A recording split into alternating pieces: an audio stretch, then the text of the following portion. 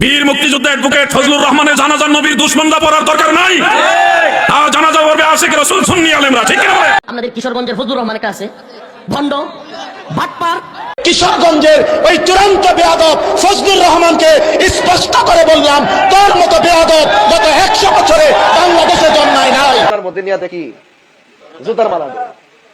তুই তো এবার দেখছ না দেশ কেমনে স্বাধীন করছে, দেখছ? দেখলে বুঝলিলে যখন ঘর থেকে মা বন্ধুকে দইলে নিয়ে নিয়ে যখন তারা যা মনে তা ব্যবহার করছে, সেদিন বুঝতি যে মার গায়ে হাত দিলে সন্তানের কেমন লাগে।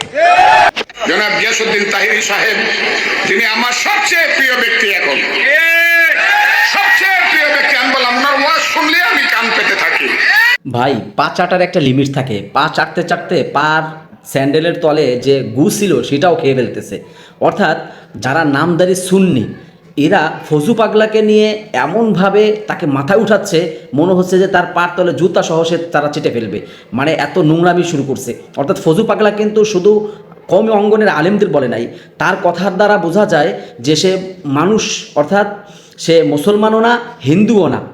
মানে তার কথার দ্বারা সেই প্রমাণ করেছে ফজু পাগলা মুসলমানও না হিন্দুও না, এবং সে কোনো ধর্ম মানে না। তাহলে তোরা যে সুন্নি, তাহলে তোরাও তো মুসলমান না হিন্দুও না, তোরা